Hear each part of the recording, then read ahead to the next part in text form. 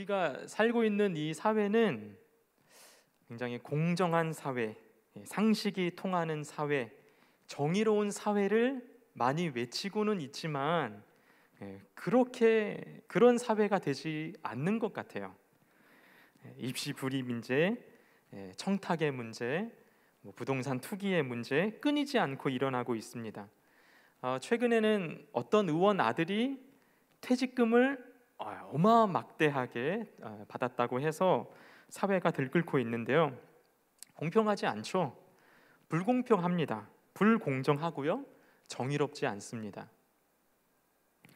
자, 어떤 사람은 태어나 보니까 재벌집 아들로 태어났고, 또 어떤 사람은 태어나 보니까 가난한 집 아들로 태어났고, 아무리 우리가 열심히 노력하고 스펙을 쌓는다고 하더라도 전화 한 통에 당락이 결정되는 이런 현실을 우리가 살아가고 있는 것이죠.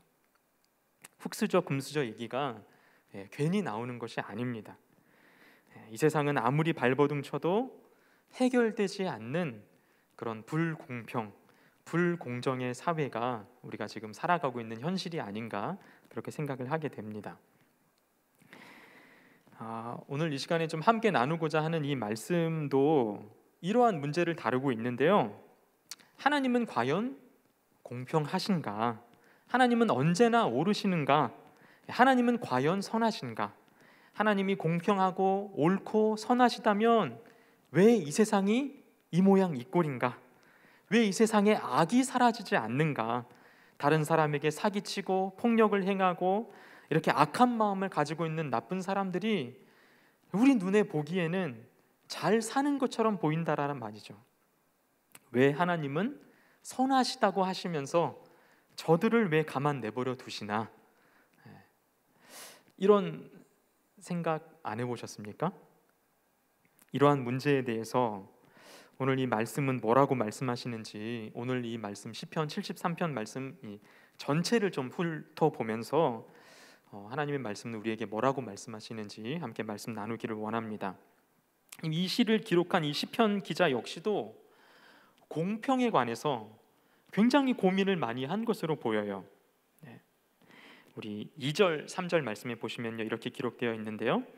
나는 거의 넘어질 뻔하였고 나의 걸음이 미끄러질 뻔하였으니 이는 내가 악인의 형통함을 보고 오만한 자를 질투하였음이로다.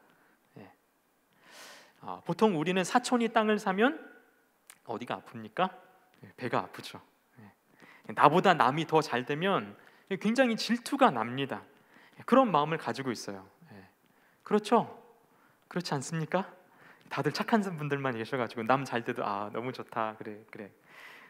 다른 사람이 나보다 공부를 더 잘하면 마음이 안 좋아요.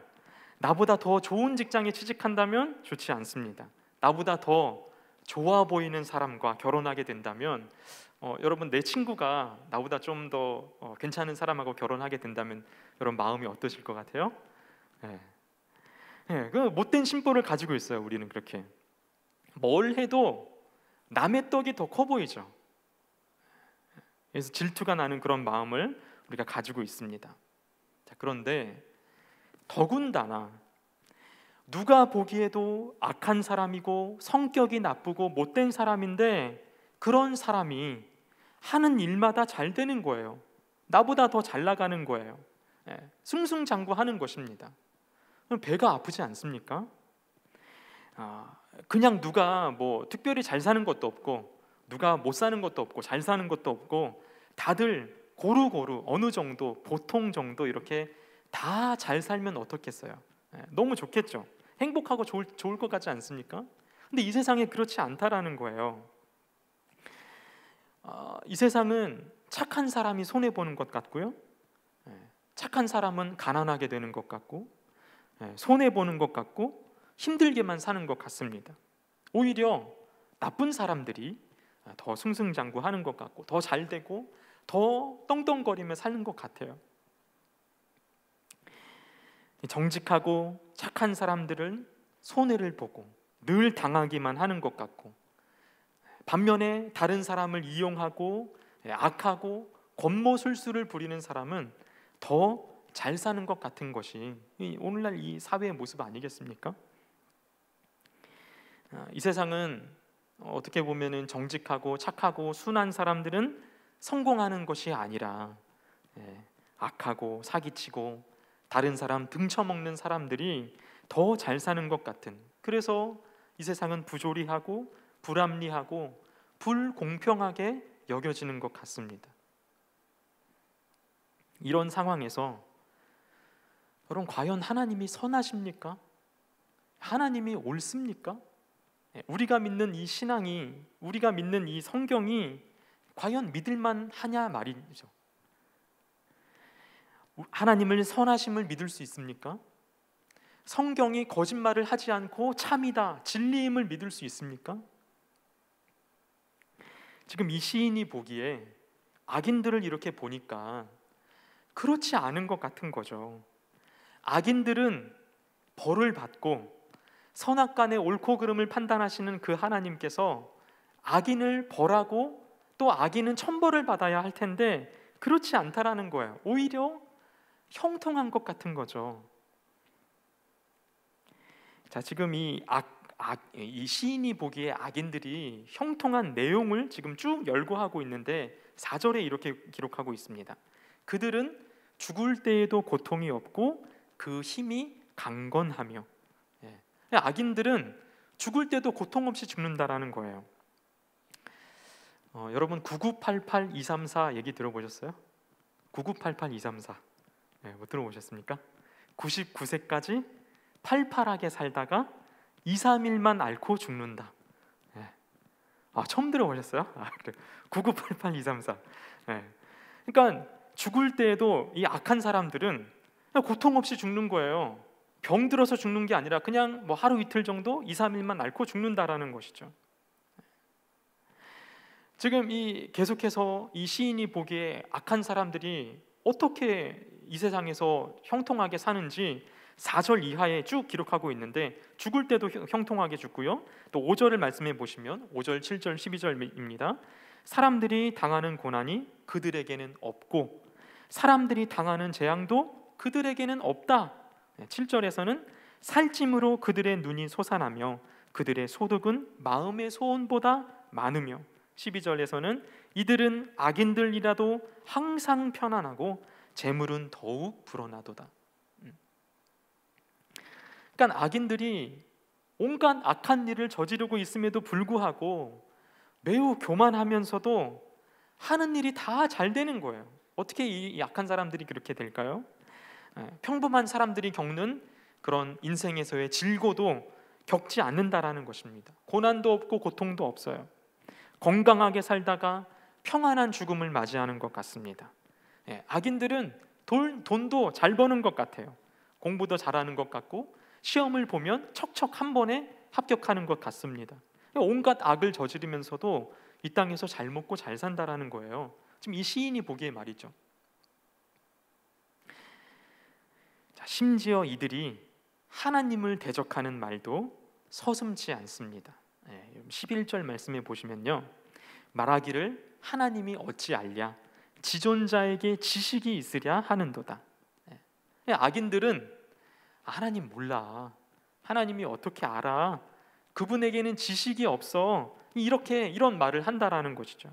오만방자한 말을 서슴없이 한다라는 것입니다. 거침없이 참남한 말을 그렇게 하고 있다라는 거예요. 하나님이 전지전능하신 것도 인정하지 않습니다. 하나님이 이 세상을 다스리시고 이 세상을 주관하시고 있는 그 하나님의 절대 주권을 인정하고 있지 않다라는 거예요. 하나님이 하나님 되심, 하나님의 신성과 전지전능하심을 무시하고 부정하고 있다라는 것이죠. 그들은 겁을 상실하였고 교만할 때 짝이 없습니다. 하나님을 무시하고 하나님을 조롱하고 오히려 하나님을 믿는 사람들을 바보 취급하고 있다라는 거예요. 악인들이 이렇게 오만방자하며 교만한데도 불구하고 너무너무 잘 사는 것처럼 보이는 겁니다. 고난도 없고 재앙도 없고 부자이고 하는 일마다 잘 되고 그야말로 만사 형통이라는 것이죠. 자, 지금 이러한 악인들을 보고 시인이 지금 이러한 악인들을 바라보고 느끼고 있는 감정이 무엇입니까? 자, 2절 말씀에 이 시인이 어떤 마음을 먹었는지 잘 보여주고 있는데요. 표준 세번역 성경은 이렇게 번역하고 있습니다. 나는 그 확신을 잃고 넘어질 뻔했구나. 그 믿음을 버리고 미끄러질 뻔했구나. 그럼 좀 있으면 이제 겨울이 다가오는데 눈이 많이 오면 어떻습니까? 미끌미끌하죠. 특히 이제 내리막길 걸어갈 때 굉장히 조심하면서 내려가야 합니다. 넘어질 것만 같은 것이죠. 지금 이 시인의 심정이 바로 이와 같다라는 거예요. 시인이 악인들의 이렇게 횡행하고 불의를 행하고 하나님을 모욕함에도 불구하고 그들의 승승장구함을 바라볼 때에 마음이 미끄러져 가고 있는 거예요. 중심을 못 잡고 넘어질 것처럼 위태롭게 서 있는 것입니다. 하나님의 백성으로서 믿음으로 서 있어야 할 그 자리에서 지금 미끄러지고 휘청거리고 중심을 못 잡고 있는 거예요. 뿐만 아니라 지금 이 3절 말씀에 보시면요, 시인이 이는 내가 악인의 형통함을 보고 오만한 자를 질투하였음이로다. 지금 막 배가 아파오는 것이죠. 악인의 형통함을 보고 질투심이 막 일어나는 것입니다. 부러우면 지는 거라고 했지만 어쩔 수 없이 마음에서부터 저 악한 사람, 벌을 받아 마땅한 사람인데 승승장구하고 있는 것을 보니까 도저히 어쩔 수 없는 질투심이 일어나고 있는 것입니다. 사촌이 땅을 사면 배가 아프고 다른 사람이 잘 나가는 것을 보면 질투심이 일어나는 것이 사람의 본성인데 하물며 악한 사람이 하나님께 천벌을 받아야 마땅하는 그런 악한 사람이 오히려 형통함을 보고 지금 이 시인이 어쩔 줄을 모르고 있는 거예요. 신앙의 중심을 잡지를 못하고 질투심이 일어나고 있는 것입니다. 자, 지금 악인들이 하나님 무서운지도 모르고 교만하기 짝이 없음에도 불구하고 잘 먹고 잘 사는 것을 보고 한편으로는 막 미우면서도 또 한편으로는 질투심이 일어나고 시기심이 일어나고 있는 것입니다. 지금 이 시인이 악인의 형통함을 바라보면서 지금 이 비정상적인 상황의 이 현상에 대하여서 마음의 병을 앓고 있는 거예요. 여러분, 사실 형통은 어떤 사람에게 주어지는 복입니까? 형통은 어떤 사람에게, 전통적으로 형통은 어떤 사람에게 주어집니까? 자, 신명기 말씀에 보시면요, 신명기 28장 2절 말씀에 내가 내 하나님 여호와의 말씀을 청종하면 이 모든 복이 내게 임하며 내게 이르리니. 그러니까 형통은 여호와의 말씀을 청종하는 사람, 그의 모든 명령을 지켜 행하는 자에게 주시는 복이 바로 형통이죠. 반대로 하나님의 말씀을 듣지 않고 그 말씀을 떠나고 순종하지 않으면 악을 행하는 자들에게는 뭐가 임해야 됩니까? 저주가 임해야 되는 것이죠. 이게 성경에서 말하는 것입니다. 그러니까 다시 말해 형통은 하나님의 말씀을 듣고 그 말씀을 청종하며 그 계명을 그대로 지켜 행하는 자에게 주시는 복이 바로 형통입니다. 자, 그런데 지금 이 시인이 생각하기에 형통한 자에 대한 개념이 뒤틀려져 버린 거예요. 그가 보기에 하나님의 말씀을 청종하지 않으며 불의를 행하며 하나님을 부정하고 있는 이 악한 자들, 이들은 저주를 받아야 마땅한데 그렇지 않은 것입니다. 형통한 것처럼 보이는 거예요. 이러한 사실에 대해서 지금 탄식하고 있습니다. 질투심이 일어나다 못해 하나님 앞에서 탄식하고 있는 거예요. 자, 13절 말씀에 보시면요, 내가 내 마음을 깨끗하게 하며 내 손을 씻어 무죄하다 한 것이 실로 헛되도다. 헛되다 하면서 지금 탄식하고 있는 것입니다. 지금 이 말씀을 보면 이 시인이 여태까지 어떻게 살았는지 유추해 볼 수 있는데요, 하나님의 백성으로서 하나님의 말씀을 청종하며 그의 계명을 지키며 선한 일을 행하며 죄악으로부터 멀리 하려고 그의 삶을 하나님 앞에서 신실하게 거룩하게 살려고 아마 그렇게 노력했을 것입니다.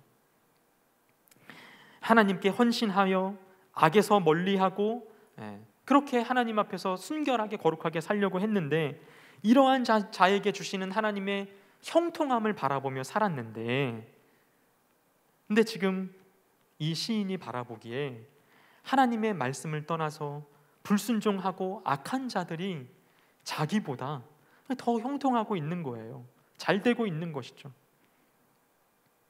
악인들은 하나님의 말씀을 청정하지도 않고 그 말씀을 떠나서 악을 행하며 하나님을 부정하는 자들이었습니다.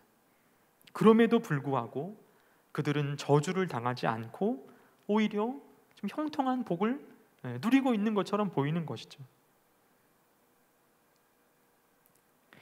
시인은 이제 자신과 이 악인의 삶을 비교하면서 이 마음이 미끄러지고 넘어지고 실족하고 뿐만 아니라 자신의 믿음이, 지금 내가 여태까지 믿었던 이 믿음이, 나의 신앙이 실로 아무것도 아니구나, 모든 것이 헛되다, 이렇게 지금 탄식하고 있는 것입니다. 허무하게 느껴졌을 거예요. 악인의 형통함을 바라보면서 하나님의 선하심과 이 악인의 이 형통함을 바라보면서 지금 흔들리고 비틀거리고 있는 것입니다.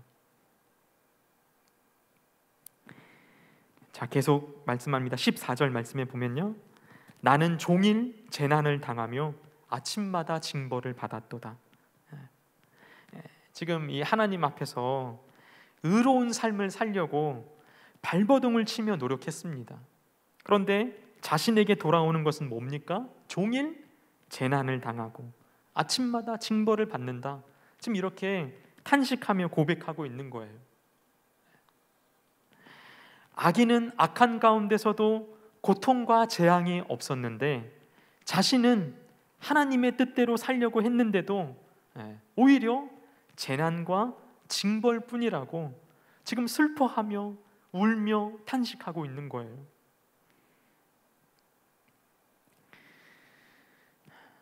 여러분, 근데 우리도 그렇지 않습니까? 우리도 이런 감정을 느낄 때 있지 않아요? 와, 하나님 진짜 너무하시다. 내가 그동안에 지금 이 자리에 앉아있는 대부분 아마 모태 신앙일 거예요. 아주 어렸을 때부터 부모님 따라서 교회 다니면서 그렇게 신앙생활을 해왔을 텐데, 하나님이 왜 나에게 이렇게 하실까? 왜 나에게 응답이 없으실까? 언제까지 나는 이렇게 살아야 할까? 이렇게 생각했던 적이 있으실 것입니다. 저도 그랬어요. 지금은 제가 자가용 타고 다니지만 차가 없던 시절에 저의 한 가지 기도 제목은 하나님 차 좀 주세요. 그거였어요. 하나님 저에게 자동차 한 대만 주세요. 어떤 사람들은 자동차 한 대뿐만 아니라 2대, 3대씩 타고 다니고, 그것도 막 비싼 외제차, 고급 승용차 타고 다니는데, 하나님 저는 그런 거 바라지도 않습니다. 조그만한 경차 하나라도 좋카오니 차 한 대만 주세요. 근데 저의 이런 기도 제목에 몇 년 동안 응답이 없는 거예요. 특히 이제 날씨가 추운데 발 동동거리면서 오지 않는 버스를 기다리고 있니? 왜 내가 기다리는 버스는 안 올까요? 다른 사람들은 다 타고 자는데. 더군다나 양손에 무거운 짐을 들고 교통카드를 찍어야 될 때, 여러분 아시죠? 손에 짐을 들고 있고 교통카드를 찍어야 돼. 그날따라 또 안 지켜줘요. 또 이게 뒤에는 사람들이 기다리고 있고. 이럴 때 마음이 무너지더라는 것이죠. 언제까지 제가 이래야 됩니까? 왜 나의 기도 응답에는 이렇게 더딜까? 다른 사람들은 다 잘 사는 것 같은데, 똑같이 유년 시절 보내고 똑같이 하나님 믿고 또 똑같이 이렇게 신앙생활 해왔는데, 내 친구들은 다 잘 사는 것 같고 다 잘 되는 것 같고 필요한 거 다 가지고 있고 풍족하고, 나는 그렇지 않은 거예요. 나는 왜 이럴까? 자꾸 내게 없는 것을 바라보게 되고 다른 사람과 비교하게 되고, 그러다 보니까 마음이 낙심이 되고 무기력해지더란 말입니다. 사는 게 재미가 없고. 지금 오늘 이 시인의 고백과 같이 믿음이 흔들리게 되고 미끄러지고 비틀거리고 바닥으로 추락하고 있는 것이죠. 여러분들도 아마 저와 같이 혹은 이 시인이 느꼈던 그런 감정들을 똑같이 느꼈던 적이 있었을 거예요. 혹시 지금 현재도 이런 상황 가운데 있는 분이 있을지 모르겠습니다. 인생 왜 이러나? 왜 이렇게 안 풀리나? 다른 사람들은 잘 되는 것 같은데 나는 왜 이럴까? 누구는 부모 잘 만나서 걱정 없이 사는 것 같은데 나는 왜 이럴까? 저 사람은 신앙도 없는데 자기가 하고 싶은 거 다 하면서 즐길 거 다 즐기면서 잘 살기만 하는데 왜 나는 어려서부터 교회 다니면서 어려서부터 신앙생활을 해왔는데 왜 저 사람은 잘 되고 나는 왜 이 모양 이 꼴일까? 여러분 정말 그렇습니까? 하나님은 정말 의인을 벌하시고 악인을 형통하게 하시는 것입니까? 악한 자가 악한 행실을 하더라도 하나님은 모른 척하고 계시는 것입니까? 아니 오히려 그들을 형통하게 하시는 것입니까? 여러분 우리가 믿고 있는 하나님의 말씀이 진실입니까? 이 말씀이 거짓이에요? 우리의 믿음이 정말 헛된 것입니까? 여러분 여기서 끝나면 정말 절망이겠죠. 지금 이 시도 여기서 끝나면 정말 이제 우리는 소망이 없습니다. 그런데 이제부터 대반전이 시작됩니다. 17절 말씀에 하나님의 성소에 들어갈 때에야 그들의 종말을 내가 깨달았나이다. 비로소 악인들의 종말에 대하여서 이 지금 시인이 깨달았다라고 고백하고 있는 거예요. 언제 깨닫습니까? 하나님의 성소로 들어갈 때 비로소 비틀거리던 신앙이 중심을 잡게 된 것이죠. 하나님의 성소에서 악인들의 종말, 그들의 결국을 깨닫게 되었다라는 것입니다. 여러분 상황이 변한 것이 아니었어요. 시인이 하나님께서 복을 주셔서 형통하게 되었다 이런 말씀은 없습니다. 상황이 변한 것이 아니었어요. 갑자기 천둥 번개가 떨어져서 악인들을 다 죽고 악인들이 천벌받은 것도 아니었습니다. 지금 시선이 변한 거예요. 지금 시인이 바라보고 있는 시선이 변했습니다. 그가 서 있는 자리가 바뀌었어요. 처음에 지금 이 시인이 바라보고 있는 것이 뭐였습니까? 악인들의 형통함이었어요. 지금 이 사람이 바라보고 있는 것은 악인들의 형통함이었습니다. 그리고 이 사람이 서 있는 곳은 어디였습니까? 하나님을 등진 곳이었어요. 하나님을 등지고 서 있었어요. 그러나 이제 이 시인이 비로소 이 시선이 하나님께 향합니다. 성소로 향합니다. 비로소 깨닫게 된 것은 정작 미끄러운 곳에 서 있는 자는 자신이 아니라 악한 자들이었다라는 것이죠.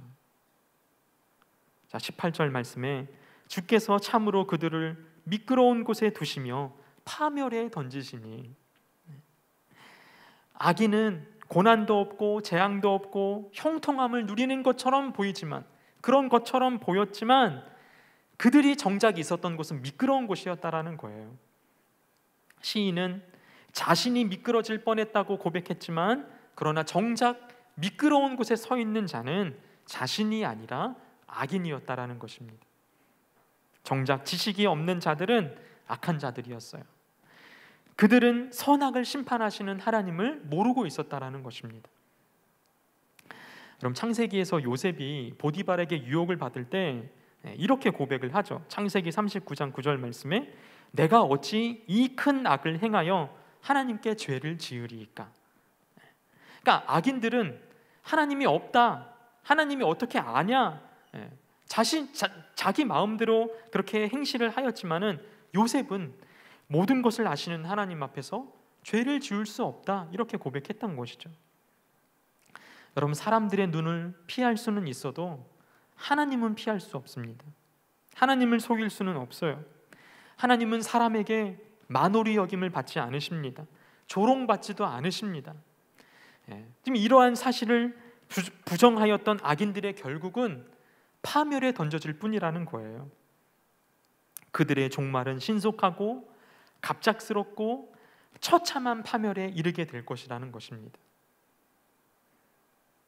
시인은 이러한 사실을 하나님의 성소에서 비로소 깨달은 이후에 이제 이렇게 22절에 이렇게 고백을 합니다. 내가 이같이 우매무지함으로 주 앞에 짐승이오나. 그러니까 자신이 우둔한 자였음을, 짐승과도 같은 우둔한 자였음을 고백하고 있는 것이죠. 그러니까 시인은 처음에 그가 나는 당당한 의인이라고 생각했던 거예요. 나는 의인이고 저 사람은 악인인데 왜 하나님은 저 사람을 벌하지 않느냐, 지금 이렇게 당당했다라는 것이죠. 그런데 사실은 그에게는 총명도 없었고 선악을 구분하지도 못하는 어리석은 짐승과도 같았다라는 것입니다. 비로소 하나님의 성소로 나아갔을 때, 시선을 하나님께 고정했을 때에 비로소 자신의 어리석은 모습을, 짐승과도 같은 모습을 발견하게 되었다라는 거예요.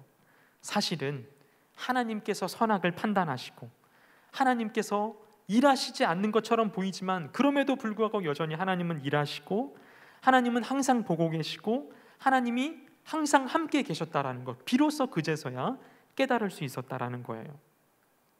사랑하는 여러분, 하나님 앞에서 내가 정말 어리석은 자였구나, 내가 정말 우둔한 자였구나, 이러한 사실을 깨달은 것이 그때 정말 은혜인 줄로 믿습니다. 하나님 앞에서 나는 정말 나약한 자이구나, 이 사실을 깨달을 때 그것이 은혜라는 것이죠. 악인에게는 이러한 은혜가 없습니다. 오히려 하나님을 조롱합니다. 자기 잘난 맛에 사는 것이죠. 하나님이 어찌 알랴, 지존자에게 지식이 있으랴, 오만불손하게 그렇게 살고 있다라는 것이죠. 여러분, 구약 인물에서 욥을 잘 아시죠? 욥이 하나님을 전심으로 만나기 이전에는, 욥기 38장 이전에는 욥이 이렇게 고백을 합니다. 내가 잘못한 게 무엇이냐, 나의 잘못한 것을 따져봐라. 나는 정당하고 의롭고 허물이 없는 사람이다. 내가 뭘 잘못했는지 하나님과 변론하고 싶다. 아주 당당하게 그의 친구들과 함께 논쟁을 벌입니다. 그런데 비로소 그가 하나님을 만나고 나서는 이렇게 고백을 하는 것이죠. 욥기 40장 4절부터 이하의 말씀에 보소서, 나는 비천하오니 무엇이라 주께 대답하리이까? 손으로 내 입을 가릴 뿐이로소이다. 내가 주께 대하여 귀로 듣기만 하였사오나 이제는 눈으로 주를 배옵나이다. 그러므로 내가 스스로 거두어드리고 티끌과 제 가운데서 회개하나이다. 그러니까 욥이 하나님을 만나기 이전에는 자신의 태생을 저주하며 그의 신앙과 믿음이 미끄러질 뻔하였지만 결국에는 하나님을 배웠고 하나님 앞에서 입을 가리고 회개한다고 고백했던 것이죠. 자, 비로소 성소에서 하나님을 만난 시인이 이제 고백하고 있는 것이 오늘 말씀 25절 26절 말씀입니다. 우리 다 같이 한번 읽어볼까요? 시작. 하늘에서는 주 외에 누가 내게 있으리요, 땅에서는 주 밖에 내가 사모할 리 없나이다. 내 육체와 마음은 쇠약하나 하나님은 내 마음의 반석이요 영원한 분깃이시라. 그러니까 내가 사모할 자 주님밖에 없으며 주님은 나의 반석이시며 영원한 분깃이라고 선포하고 있는 것이죠. 비록 나의 몸과 마음은 쇠약해져도 주님이 나와 함께 하시니 악인의 강건함을 부러워하지 않는다라는 것입니다. 이제는 흔들렸던 그의 신앙이 견고한 반석 위에 세워진 것이죠. 그러므로 하늘에서나 땅에서나 내가 사모할 자는 주님밖에 없다고 지금 힘있게 고백하고 있는 것입니다. 이전에는 어땠습니까? 하나님 반대편에 서서 하나님을 등지고 서서 눈을 흘기면서 하나님 이거 맞습니까? 이거 왜 이럽니까? 하나님이 정말 옳습니까? 악인이 왜 이렇게 형통합니까? 하나님께 따져 물었지만 이제 비로소 결국에는 이렇게 고백하는 것이죠. 우리 28절 말씀도 다 같이 한번 읽어보겠습니다. 시작. 하나님께 가까이 함이 내게 복이라. 내가 주 여호와를 나의 피난처로 삼아 주의 모든 행적을 전파하리이다. 그럼 일반적으로 우리가 복이라고 생각하는 것, 우리 앞서 말씀드렸던 것처럼 9988234, 여러분 복입니다. 복이죠. 건강하게 사는 것 복입니다. 여러분 지금은 건강에 대해서 굉장히 자신이 있으시죠? 근데 이제 건강을 챙겨야 될 나이가 이제 올 거예요. 찾아올 거예요. 시간이 지날수록 정말 중요한 게 건강인 것 같아요. 건강하면 복입니다. 맞습니다. 복이죠. 건강하면 복입니다. 뿐만 아니라 고난과 재앙이 없고 좋은 학벌을 갖는 것, 연봉을 많이 주는 직장에 들어가는 것, 이왕이면 재산도 많고 좋은 집에서 살고 좋은 차를 타는 것, 부와 명예를 갖는 것, 이것도 복입니다. 맞습니다. 복이에요. 자, 그런데 오늘 시편 말씀에서 처음에는 이 악인들의 형통함을 부러워하고 그들의 잘 먹고 잘 사는 것을 부러워하며 질투했던 시인이 지금 뭐라고 고백하고 있어요? 그게 복이다. 재앙 없는 게 복이다. 고난이 없는 게 복이다. 이렇게 얘기하는 게 아니라 뭐라고 얘기하고 있습니까? 하나님께 가까이 함이 복이다. 하나님께 가까이 함이 복이다. 여러분 명예를 얻고 많은 재산을 얻고 고난과 재앙이 없는 것, 이것도 복 맞습니다. 그런데 변두리에 불과하다라는 거예요. 그림자입니다. 실체가 없는 껍데기에 불과한 거예요. 여러분 돈을 많이 벌어서 그 돈으로 인해서 하나님과 멀어지게 됐다면 더 이상 그 많은 돈은 복이 될 수 없습니다. 좋은 대학 가서 획기적인 논문을 써가지고 유명한 석학이 돼서 이름을 날렸는데 결국에는 하나님과 멀어지게 됐다면 더 이상 복이 아니죠. 하나님 없는 돈과 명예는 더 이상 복이 될 수 없습니다. 참된 복은 하나님을 가까이 하는 것입니다. 하나님 그 자체가 복이 되십니다. 하나님이 우리에게 복의 근원이 되시고요, 복의 실체가 되시고 그 하나님께 가까이 나아가는 자가 바로 복된 자라는 것입니다. 자, 반면에 27절에서는 이렇게 고백합니다.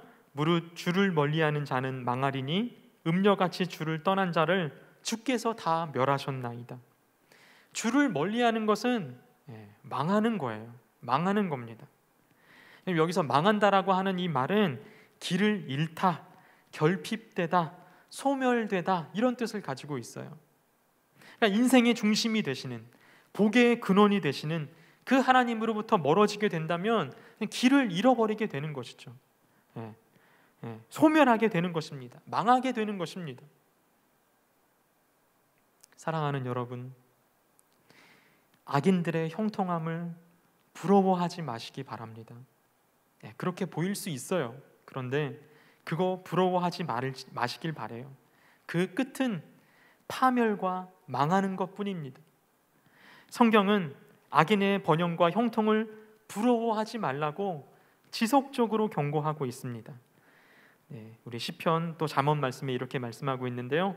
악을 행하는 자들 때문에 불평하지 말며 불의를 행하는 자들을 시기하지 말지어다. 잠언 3장에서는 포악한 자를 부러워하지 말며 그의 어떤 행위도 따르지 말라. 또 내 마음으로 죄인의 형통을 부러워하지 말고 항상 여호와를 경외하라. 여러분, 오늘 시인이 깨달은 것이 바로 이것이었습니다. 결국은 파멸하는 악인들의 형통을 부러워할 것이 아니라 나의 피난처요 반석이시요 나의 분깃이 되시는 그 하나님 한 분만을 사모하고 그 하나님께 가까이 나아가는 것, 이것이 진짜 복이라는 것입니다. 여러분, 앞서 우리 정빈 형제 찬양 인도했던 그 찬양의 그 가사에 참 제가 마음에 울림이 되는데요. 여러분, 우리의 평생에 사는 평생의 소원이 바로 하나님께 가까이 나아가는 것, 이것 하나 되시기를 간절히 원합니다. 하나님을 가까이 한다라는 것, 여러분, 이것은 다른 말로 하나님의 집에 거하는 것을 의미합니다. 하나님의 집에 거하다. 자, 시편 23편 6절 말씀에 이렇게 기록하고 있는데요. 내 평생의 선하심과 인자하심이 반드시 나를 따르리니 내가 여호와의 집에 영원히 살리로다. 하나님의 집에 거하며 영원토록 그분과 가까이 나아가는, 우리의 평생의 소원이 하나님께 가까이 나아가는 이러한 삶이 되시기를 간절히 원합니다. 사랑하는 여러분, 우리가 인생을 살면서 하나님을 알지 못하는 사람들이 잘 사는 것처럼 보일 때가 있어요. 우리 주변을 보면은 온갖 거짓과 협박과 투기와 이런 폭력으로 부자가 되고 형통하게 사는 것처럼 보이는 많은 사람들, 그런 사람들 볼 수 있습니다. 하나님을 믿지 않음에도 소위 잘 나가고 정말 승승장구하고 악한 방법으로 부자가 되고 이런 사람들 우리가 많이 볼 수 있습니다. 저 사람은 하나님을 믿지도 않는데 돈도 잘 벌고 잘 나가는데 왜 나는 왜 이럴까? 하나님을 탓하며 원망하며 내 믿음이 헛것이 아닌가 이렇게 할 때가 있으실 겁니다. 그런데 여러분, 하나님의 말씀, 성경은 오늘 우리에게 말씀합니다. 악인들의 형통함을 부러워하지 말라 말씀합니다. 그것 때문에 우리의 믿음과 신앙이 흔들리지 않기를 원합니다. 우리 하나님 앞으로 가까이 나아갑시다. 하나님의 집에 머무릅시다. 여러분, 우리의 걸음이 미끄러운 곳에 서 있는 것이 아니라 하나님의 성소에 머물러 있기를 원합니다. 우리가 사모해야 할 분, 하나님 한 분밖에 없습니다. 그분이 우리의 영원한 반석이시며 우리의 분깃이시며 피난처가 되십니다. 이 하나님께 가까이 나아갈 수 있는 우리 모두의 삶이 되시기를 간절히 원합니다. 현재 우리가 몸담고 살고 있는 이 세상은 하나님께 가까이 나아가는 것이 아무 도움이 되지 않는 것처럼 보일 때가 있어요. 아무짝에도 쓸모없다. 신앙 갖고 사는 거, 교회 다니는 게 개나 줘보려라. 오늘 우리가 살고 있는 이 세상은 그저 허상을 쫓는 거라고 그렇게 우리를 조롱하고 비아냥거릴 뿐입니다. 그래서 지금 당장 우리의 육신의 눈으로 바라보았을 때는 우리가 부끄러움을 당하는 것 같고 손해를 보는 것 같고 주님의 뜻이 더디 이루어지는 것 같아서 낙심하며 좌절할 수 있지만, 그러나 여러분, 하나님의 말씀, 결국에는 이 하나님의 말씀이 진리인 것이 드러나게 될 것입니다. 울며 애통하는 가운데서도 이 진리의 말씀을 사수하는 자들은 결국에는 하나님의 때에는 복을 얻게 될 줄로 믿습니다. 결국에는 믿음으로 말미암아 승리하게 될 것입니다. 진리가 바르게 세워질 것입니다.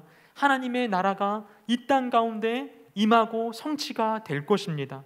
우리는 그때를 바라보며 영원한 복을 얻게 될 것을 사모하며 소망하며 오늘 이 하루도 우리에게 맡겨주신 이 모든 삶을 믿음으로 나아갈 수 있기를 간절히 원합니다. 하나님의 집을 향하여 우리의 평생의 소원이 하나님께 가까이 나아가는 우리 모두의 삶이 되시기를 간절히 원합니다.